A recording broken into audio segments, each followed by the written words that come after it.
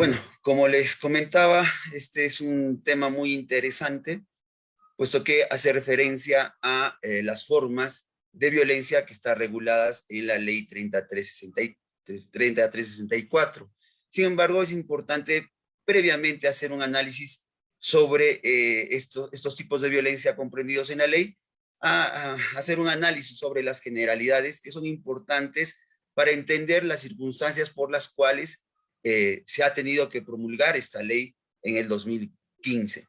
Primero, tenemos que hacer un análisis sobre los estándares internacionales de los derechos humanos y para ello tenemos que hacer mención al artículo 55 de la Constitución Política del Perú, que indica de que los tratados celebrados por el Estado y en vigor forman parte del derecho nacional.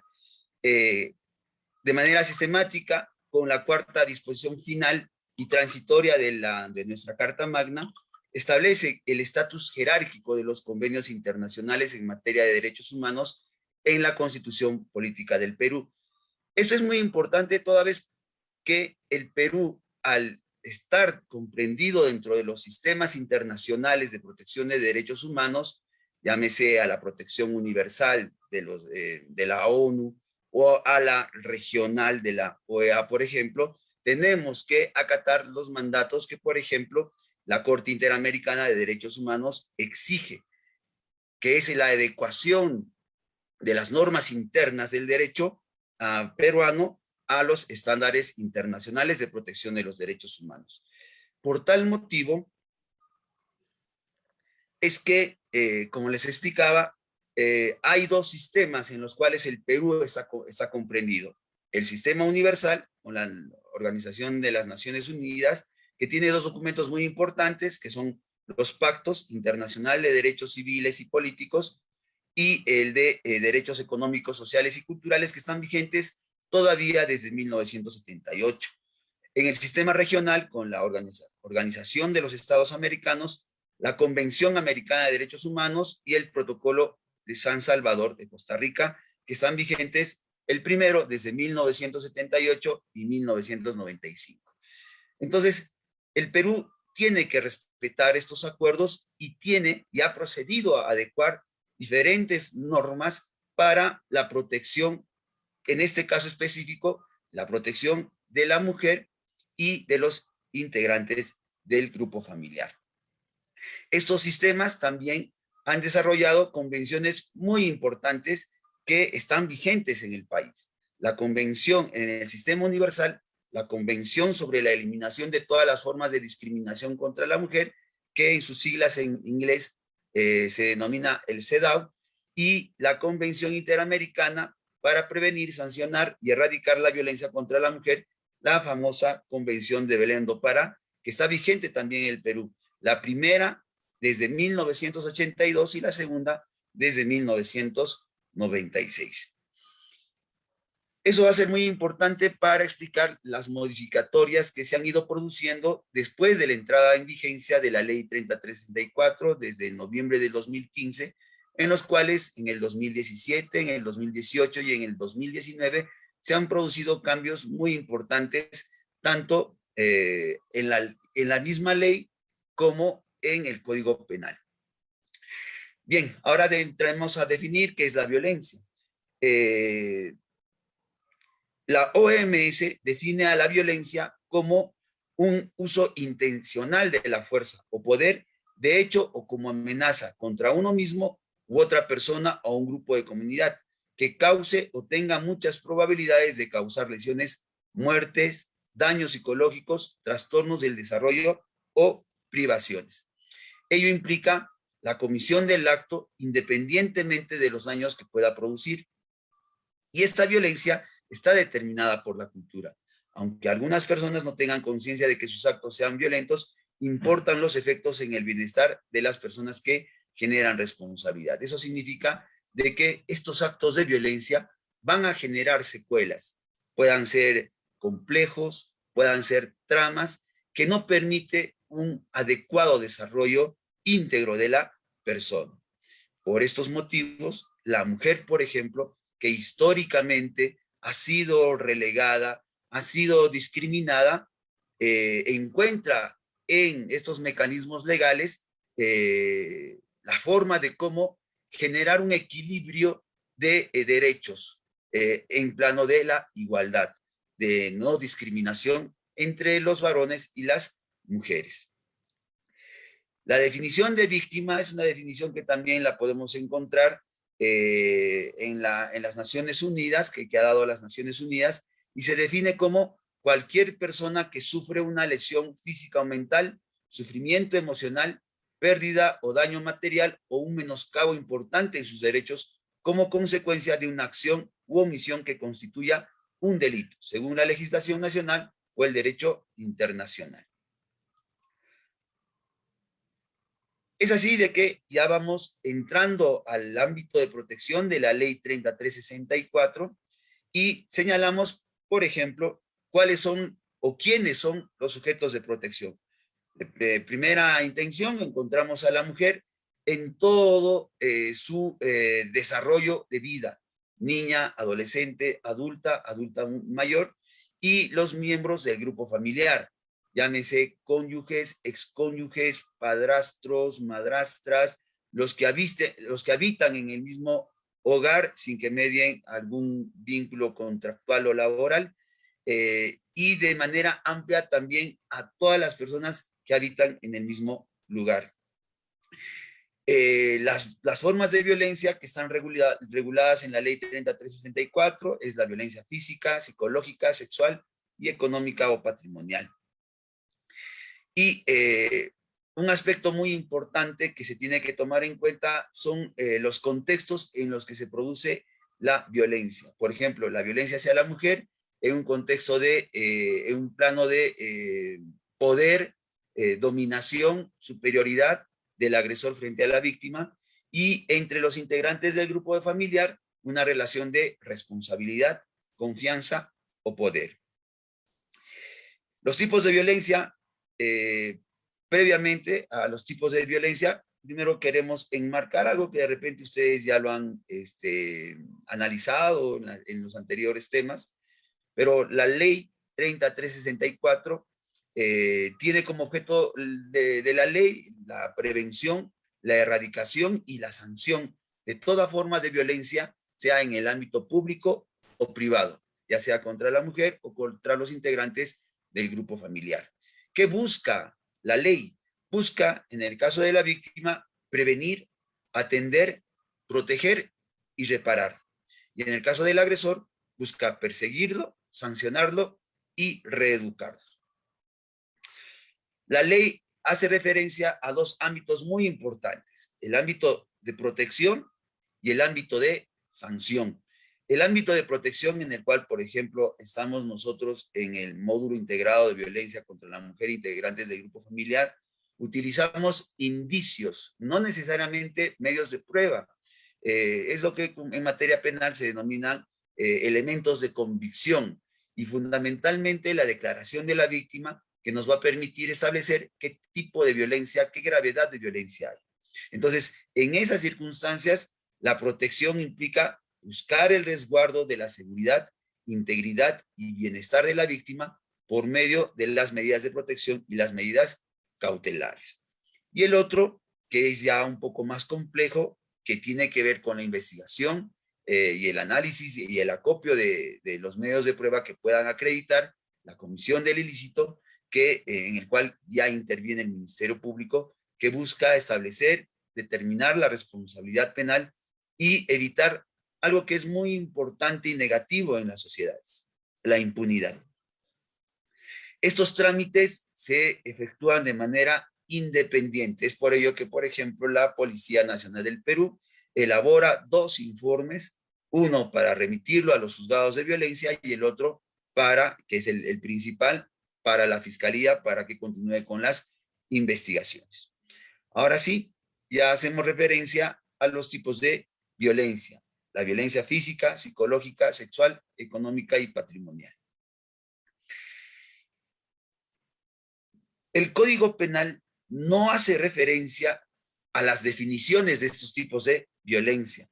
El Código Penal y los jueces y los fiscales tienen que utilizar los conceptos que están comprendidos en la Ley 3364 para definir qué es la violencia física, qué es la violencia psicológica, qué es la violencia económica patrimonial y la sexual. Por ejemplo, la violencia física está definida como aquella acción o conducta que cause daño en la integridad corporal o en la salud. Se incluye entre ellos el maltrato por negligencia, descuido o por privación de las necesidades básicas que ocasionen daño físico o que puedan llegar a ocasionarlo potencialmente, sin importar el tiempo que se requiera para su recuperación. Eso es muy importante porque vamos a empezar a hacer un análisis sobre los artículos 121 y siguientes del Código Penal, donde se hace referencia a las lesiones graves, leves y a las agresiones propiamente dicha, que se han elevado a categoría de delito, lo que normalmente era faltas. La violencia psicológica, que de repente con la entrada en vigor de la ley 30364 ha cobrado mucha relevancia, toda vez de que su antecesora, la ley 26260, que estaba vigente desde 1993 hasta el 2015, hacía de manera genérica una definición de violencia psicológica, no establecía, por ejemplo, los niveles de violencia psicológica, porque también, así como en la violencia física hay días de incapacidad que establecen la gravedad, en la violencia psicológica también hay niveles de violencia psicológica en el cual vamos a establecer si es delito o falta, o si de repente no configura ninguno de estos dos. Y se define como la acción u omisión tendiente a controlar o a aislar a la persona contra su voluntad, a humillarla, a avergonzarla, insultarla, estigmatizarla o estereotiparla, sin importar el tiempo que se requiera su recuperación.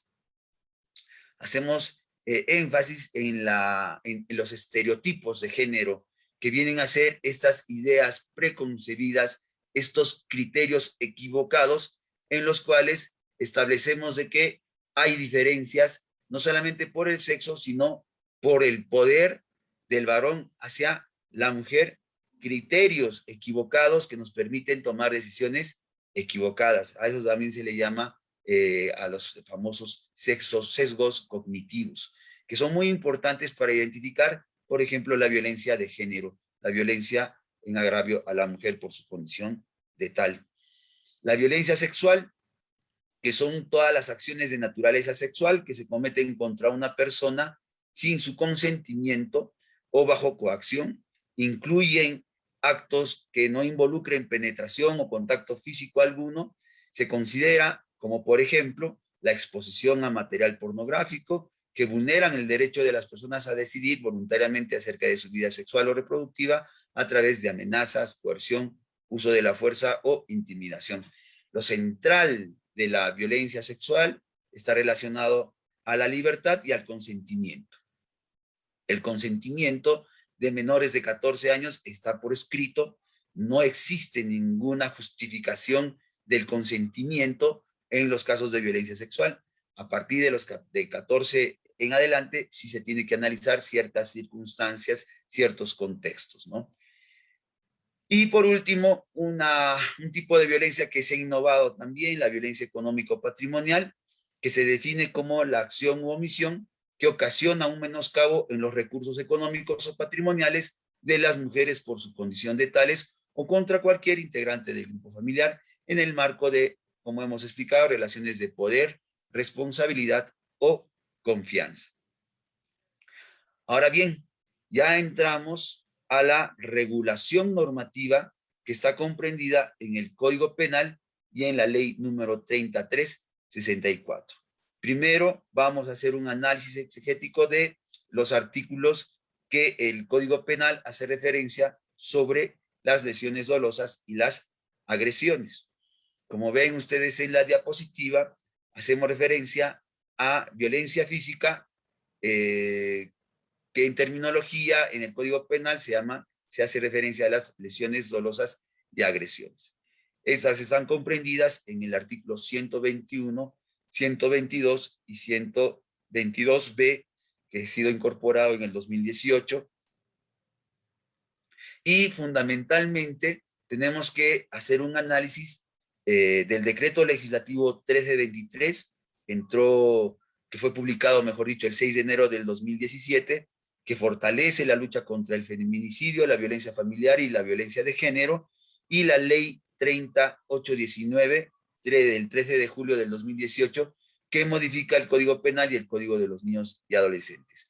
Estas normas han tenido que ser publicadas para modificar algunas conductas en atención a la exigencia que el ordenamiento peruano tenía que hacer con referencia a identificar cuáles eran los tipos de violencia en los cuales eran víctimas tanto las mujeres como los integrantes del grupo familiar, puesto que existían algunos vacíos que no permitían una protección completa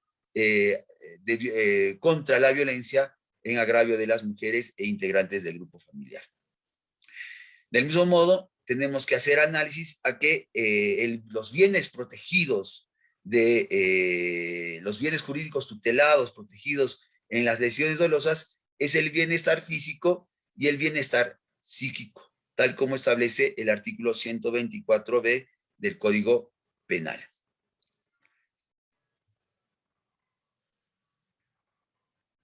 El artículo 121 del Código Penal hace referencia a las lesiones dolosas graves y, como ustedes están viendo en la diapositiva, existe un incremento. La modificación fundamentalmente que se produce en el 2018 es básicamente a la inclusión de un elemento que, como les decía hace un momento sobre la violencia psicológica, no estaba tan clara.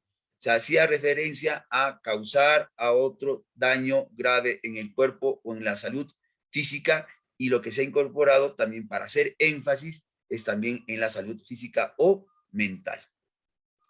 Las que infieren cualquier otro daño a la integridad corporal o a la salud física o mental de una persona que requiera 20 o más días de asistencia o descanso, según prescripción facultativa. Acá también es el efecto de la modificación, porque antes era más de 30 días, o 30 o más días, mejor dicho, y ahora para que se configure el delito de lesiones dolosas graves, el certificado médico legal tiene que arrojar 20 o más días de asistencia. Y también otro aspecto muy importante, que es la afectación psicológica generada como consecuencia de que la gente obligue a otro a presenciar cualquier modalidad de homicidio doloso, lesión dolosa o violación sexual. Es que la ley hace referencia a dos tipos de víctimas: las víctimas directas y las víctimas indirectas.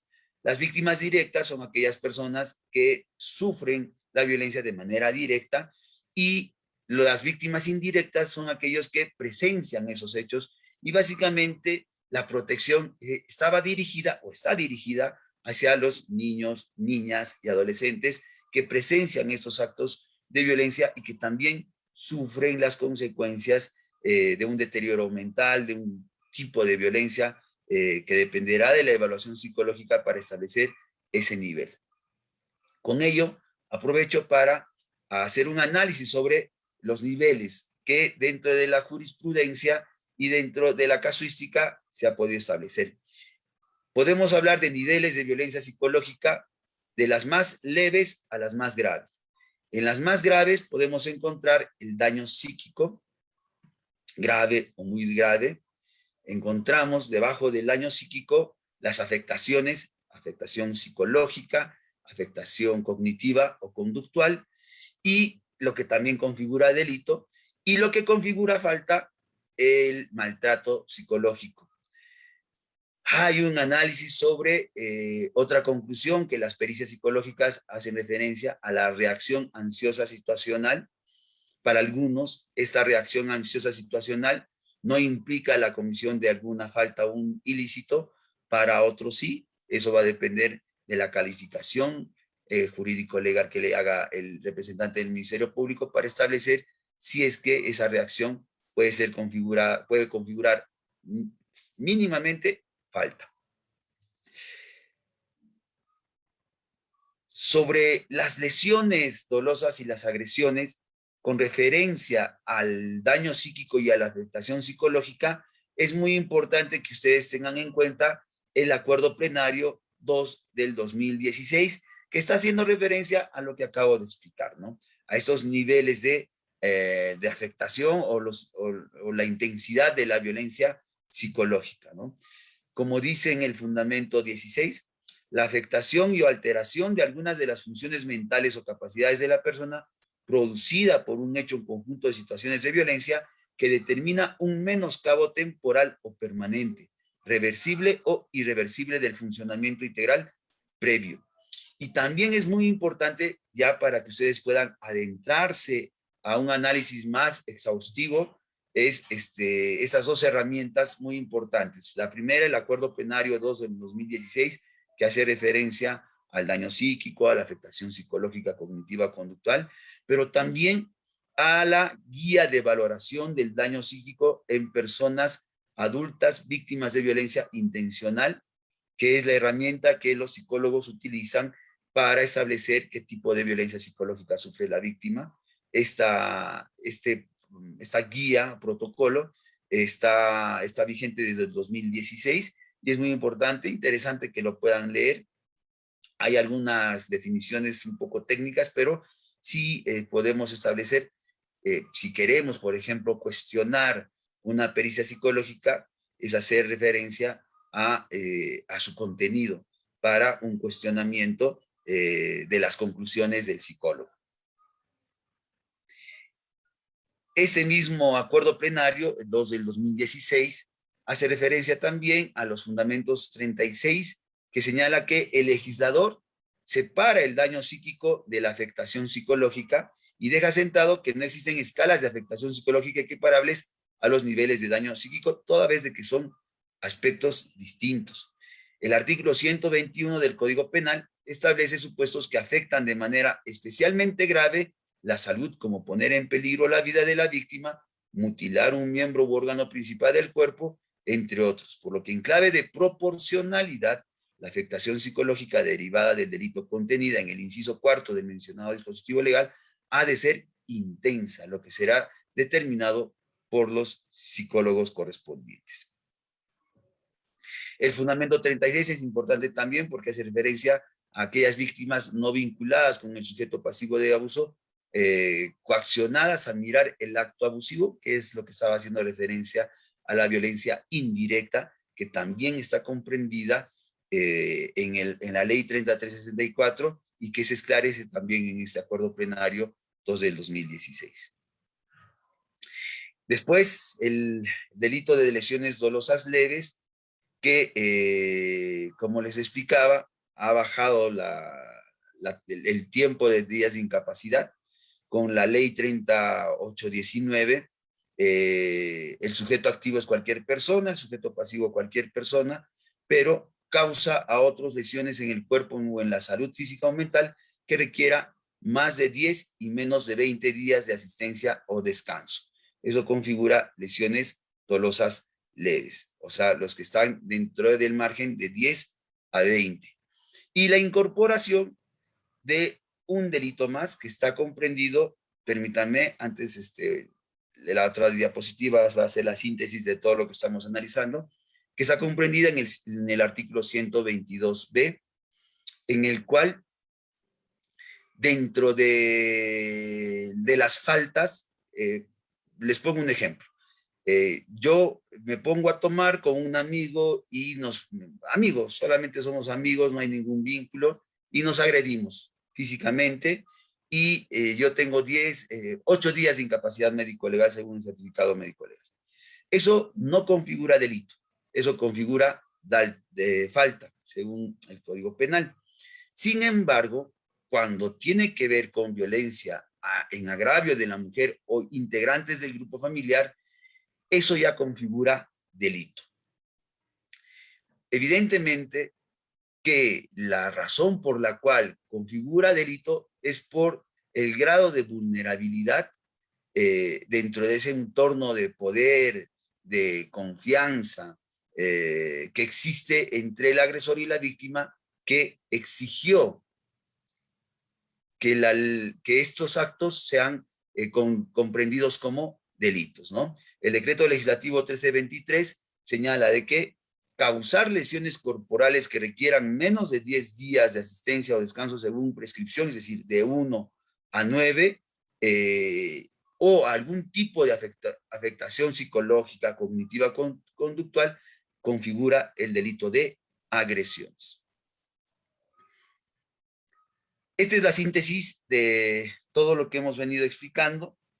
Tenemos que analizar las faltas, por un lado, que están comprendidas en el artículo 442, que es de 0 días de asistencia médico legal, y la humillación reiterada, que tiene que ver con la violencia psicológica, que no implique daño psicológico. Entonces, si la pericia psicológica concluye maltrato psicológico, estaríamos dentro de faltas. Pero si hay más de un día, si hay un día de incapacidad médico legal, eso ya configura delito. Y dentro de los delitos están las agresiones, las lesiones dolosas y las lesiones dolosas graves.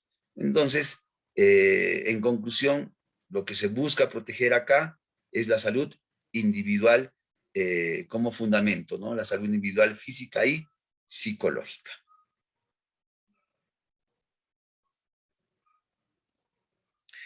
Los bienes jurídicos, el bienestar físico, el bienestar psíquico, ¿no? El bienestar físico se relaciona a las lesiones corporales que requieran menos de 10 días de atención o descanso, en el caso de las agresiones, y el bienestar psíquico, algún tipo de afectación psicológica, cognitiva, conductual, que no califique como daño psíquico.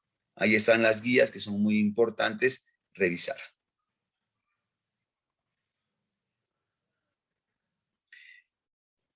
El acuerdo plenario 9 del 2019 también hace referencia a cuáles son estos bienes jurídicos, llegando a la siguiente conclusión, de que la protección de los bienes no es único, sino hay varios bienes jurídicos, por eso son bienes jurídicos pluriofensivos, que tiene que ver la salud individual y la vida libre de violencia. Y acá también es importante referir al contenido de la CEDAW, porque la CEDAW, si mal recuerdo en el artículo 2, hace referencia a la exigencia de que los estados parte se comprometan a erradicar la violencia hacia la mujer. ¿Por qué? Porque hay ese derecho, el derecho de un ambiente libre de violencia. Y por eso es que se ha ido adecuando toda la normatividad del derecho interno a esos estándares internacionales. ¿Qué se entiende por la mujer, por su condición de tal, que es muy importante también? Es aquella perpetrada por el agente contra la mujer a causa de incumplimiento o imposición de estereotipos de género, ¿no? Ya hemos indicado que los estereotipos de género vienen a ser aquellas ideas, criterios, creencias, concepciones que tenemos en los varones, creyendo que somos superiores, creyendo de que hay una posición de dominio de nosotros con referencia a las mujeres que no permiten el ejercicio pleno de los derechos de las mujeres. Y evidentemente esto va contra lo que dispone la Constitución Política del Estado y las normas internacionales, como la Declaración Universal de los Derechos Humanos, que proscribe toda forma de discriminación por condición de raza, sexo, idioma, etcétera, etcétera, etcétera. Y también hace referencia a los integrantes del grupo familiar, que es aquella que se realiza en el contexto de una relación de responsabilidad, confianza o poder de parte de un u una integrante del grupo familiar hacia otra. Bien, ahora hacemos referencia a uno de los aspectos más complejos por una diversidad de conductas que van en contra de la libertad, en el caso de aquellas personas que tienen la posibilidad de consentir y de la libertad para hacerlo, y en caso de menores de 14 años, no la libertad, sino la indemnidad sexual, su protección plena. La violencia sexual. Primero tenemos que hacer referencia a la violación sexual contenida en el artículo 70 del Código Penal, y también la incorporación de el chantaje sexual y del acoso sexual al Código Penal. Ustedes, como verán ahí, hay dos normas muy importantes que han generado una serie de cambios sustanciales en la regulación de estos delitos contra la libertad sexual y la indemnidad. Una es la Ley 3838 del 4 de agosto del 2018, que es la ley que modifica el Código Penal y el Código de Ejecución Penal para fortalecer la prevención y sanción de los delitos contra la libertad e indemnidad sexuales, y el decreto legislativo 1419 del 12 de septiembre del 2018, que es el decreto legislativo que incorpora el delito de acoso, acoso sexual, chantaje sexual y difusión de imágenes materiales audiovisuales o audios con contenido sexual al Código Penal y modifica el procedimiento de sanción del hostigamiento sexual. Acá lo fundamental es el aspecto positivo dinámico, que es la capacidad de disponer libremente del cuerpo para efectos sexuales, y el aspecto negativo pasivo, que es la capacidad de decir no, de no ejecutar o tolerar actos sexuales en los que no desea intervenir la víctima. La violación sexual, en sus modificaciones del 2018, básicamente se han modificado en el tema de ampliar los medios comisivos. Antes solamente se hacía referencia a aquella persona que obliga a tener acceso carnal por la vía vaginal, anal o bucal, o realizar cualquier otro acto análogo con la introducción de un objeto o parte del cuerpo para alguna de las dos primeras vías. Hacía referencia a la utilización de la violencia o grave amenaza.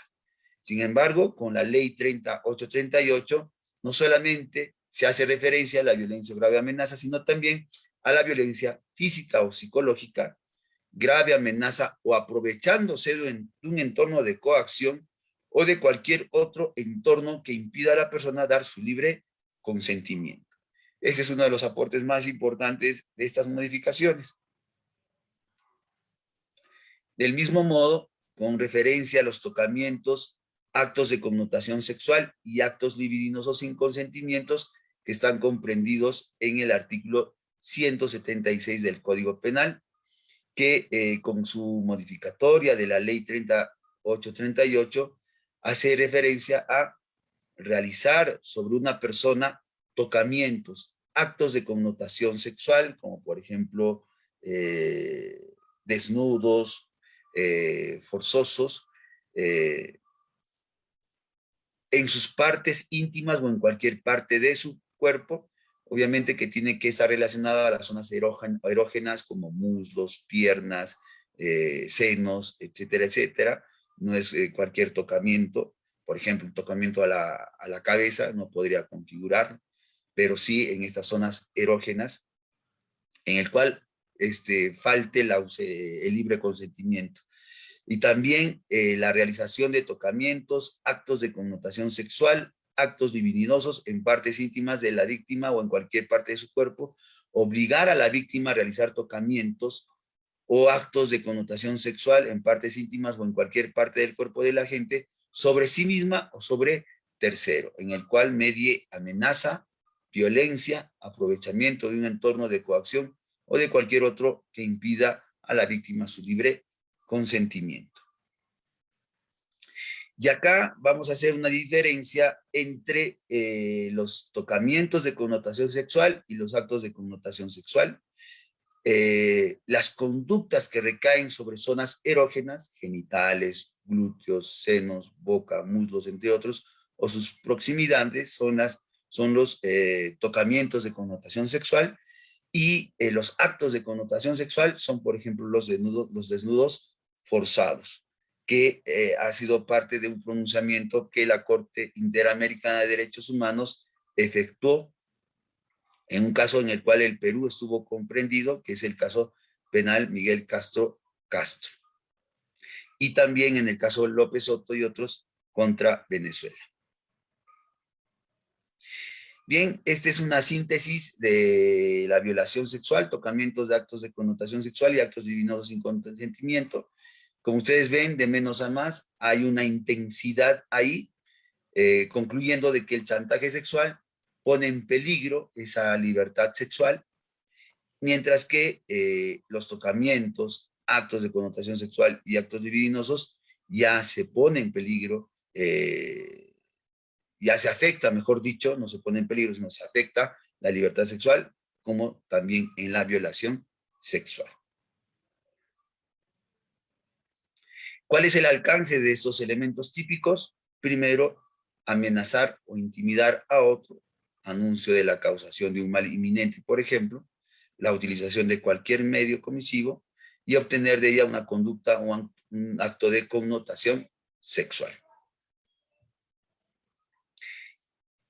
Otro aspecto de suma relevancia viene a ser el feminicidio, que ha sido incorporado todavía en el 2013, con la incorporación del artículo 108b, en el cual se establece que primero el sujeto activo es cualquier persona, el sujeto pasivo, mujer por su condición de tal, y la conducta típica, matar a una mujer por su condición de tal en cualquiera de los siguientes contextos: violencia intrafamiliar, la coacción, hostigamiento o acoso sexual, el abuso de poder, confianza o de cualquier otra posición o relación que le confiera autoridad a la gente, o cualquier otra forma de discriminación contra la mujer, independientemente de que exista o haya existido una relación conyugal o de convivencia con el agente.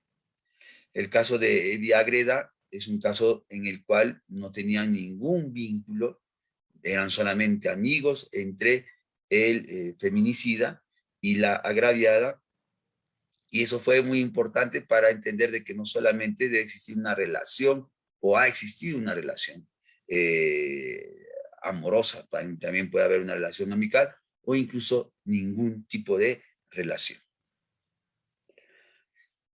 El Acuerdo Plenario 1 del 2016 hace referencia a los alcances típicos del delito de feminicidio, que implica matar a una mujer por su condición de tal. El elemento problemático en el principio sobre el principio de legalidad era qué se entiende por matar a una mujer por su condición de tal. Y bueno, ya con el artículo 1 del 2016 y con el Acuerdo Plenario 9 del 2019, se ha concluido de que ese concepto de matar a una mujer por su condición de tal es aquella perpetrada por el agente contra la mujer a causa del incumplimiento o imposición de estereotipos de género que ya lo hemos explicado. Los contextos que son muy importantes: la violencia familiar, la coacción, hostigamiento o acoso sexual, el abuso de poder, confianza o de cualquier otra posición o relación que confiera autoridad a la gente, cualquier forma de discriminación contra la mujer, independientemente de que exista o no, o haya existido una relación conyugal o convivencia con el agente. Bien, esos son de modo genérico los artículos del Código Penal que hemos podido analizar en temas de violencia sexual.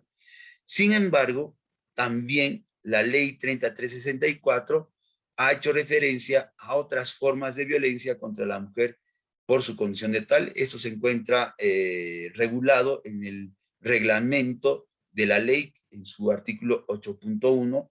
Vamos a hacer referencia de manera rápida de estas formas que son muy importantes para tratar de tener un concepto más amplio, completo de la violencia hacia la mujer por su condición de tal. Una de ellas es la trata de personas con fines de explotación sexual. Acá hay un dato muy importante, que en este año, en el 30 de marzo de 2021, mediante la ley 31146, se han incorporado los delitos contra la dignidad humana en el título 1A, que reubica el delito de trata de personas y otras formas de explotación sexual o laboral, que es muy importante porque con los acuerdos plenarios también 9 del 2019, lo que se está buscando es una protección íntegra de la víctima, que es sujeto de explotación sexual, mejor dicho, de trata de personas con la finalidad de explotación sexual. Es importante porque también estamos tratando de adecuar nuestra normatividad al famoso convenio de Palermo, que es el convenio que busca erradicar la trata de personas con fines de explotación sexual o laboral y otras formas de explotación en las personas, y que también el Perú ha suscrito, y es importante que se pueda adecuar a la amplitud en la comisión de estos ilícitos. La conducta de la trata de personas es aquella dirigida a facilitar, captar, trasladar, retener a personas utilizando la violencia, la amenaza u otras formas de coacción, la privación de la libertad, el fraude, el engaño, que son los medios comisivos, y el aprovechamiento de una situación de vulnerabilidad, que es muy importante, puesto que hay determinadas circunstancias en las mujeres en las cuales están forzadas, por ejemplo, a que sean tratadas para la finalidad de explotación sexual. Por ejemplo, el aspecto social, carencia económica, es un elemento muy importante, que eso es lo que obliga a una mujer a prostituirse, por ejemplo. El aprovechamiento de otras circunstancias también, por ejemplo, de algún mal que su entorno tenga. Póngase el ejemplo de que una mujer tiene a sus hijos mal de salud, a uno de sus hijos mal de salud, y eso también le obliga a tener que prostituirse, por ejemplo, ¿no? Ese es el aprovechamiento de una situación de vulnerabilidad que no estaba comprendida y que ahora sí el legislador ha incluido para una protección, como decía, una protección más completa de esta trata de personas con la finalidad de explotación sexual. Es muy importante el cuadrito que está abajo. También hay que tener en cuenta el Acuerdo Plenario 6-2019, en el cual también existía un debate para establecer cuál era el bien tutelado, protegido de la trata de personas. Se creía que era la libertad individual y la libertad de tránsito. Sin embargo, ya se ha concluido tajante y claramente de que el bien protegido es la dignidad de las mujeres. Otro aspecto importante que se ha incorporado también, como les explicaba, era el artículo 176b, incorporado por el decreto legislativo 1410 del septiembre del 2018, que es el acoso sexual, quien vigila, persigue, hostiga, asedia o busca establecer contacto o cercanía sin su consentimiento para efectuar actos de connotación sexual, ¿no? Como por ejemplo el acceso carnal, los desnudos forzados, tocamientos en los cuales no exista una autorización ni un consentimiento, ¿no? En las mujeres se crea una hostilidad, una degradación que va en agravio de su dignidad de personas. También hace referencia el reglamento a la famosa violencia obstétrica, que es la violencia que sufren básicamente las mujeres cuando están embarazadas y van a dar a luz. Las esterilizaciones forzadas, ustedes bien saben, también en el Perú hay un proceso abierto contra el expresidente Alberto Fujimori por estas esterilizaciones forzadas en las cuales mujeres sin su consentimiento efectuaron el procedimiento quirúrgico de esterilización sin conocer de lo que estaban sufriendo, ¿no?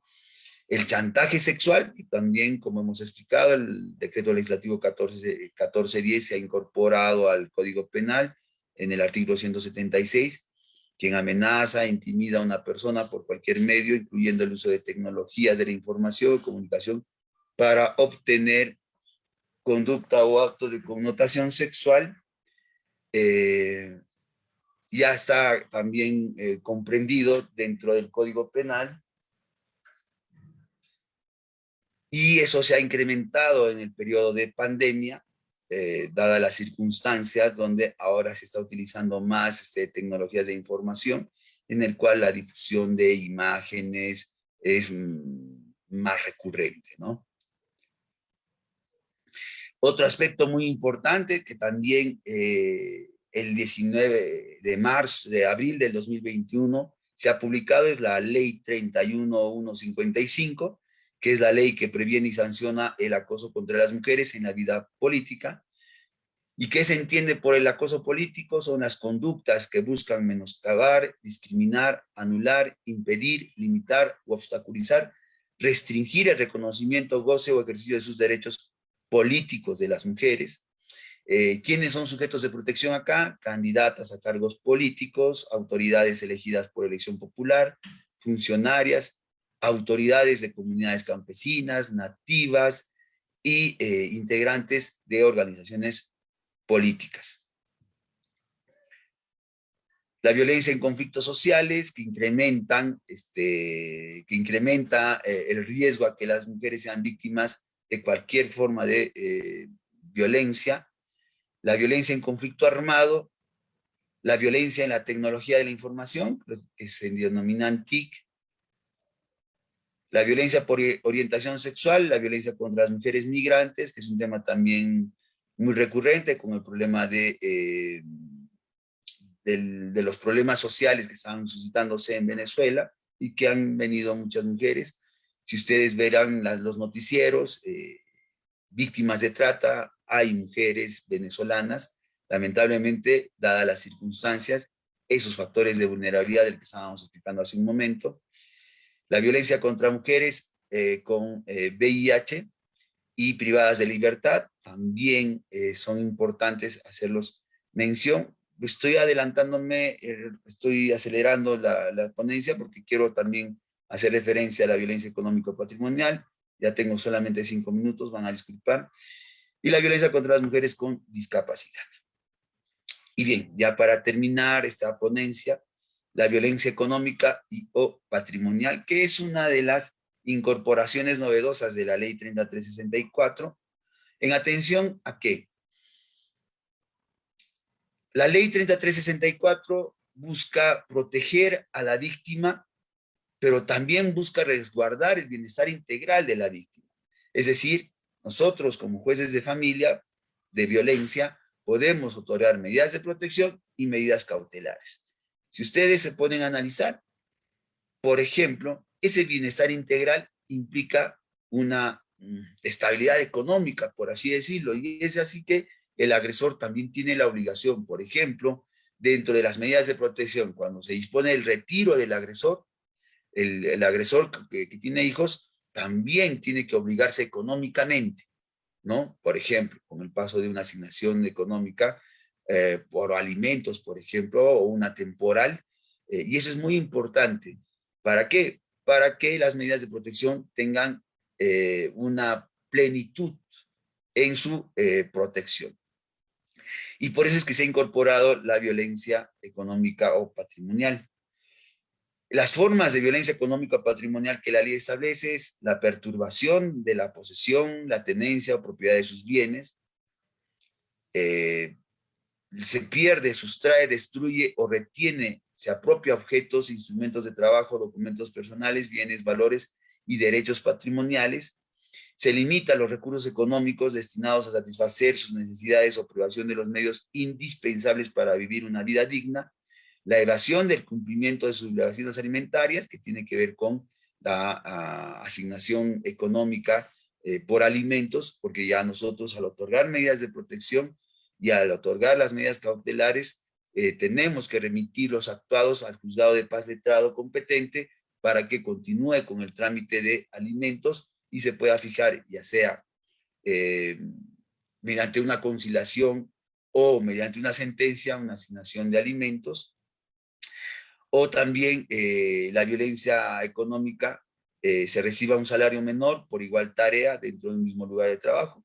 Ustedes saben que también ya hay una ley para exigir que frente al mismo trabajo de varones y mujeres, en las mismas funciones, cargos que se desempeñen, no hay motivo de hacer una distinción en los salarios, ¿no? Bueno, ya esa parte, haciéndolo un poco más rápido, porque ya se me ha ido el término, el tiempo, perdón. Quiero agradecer nuevamente a los organizadores de este evento por haberme brindado esa oportunidad de un poco más ampliar los conceptos que la ley 3364 tiene. Muchísimas gracias.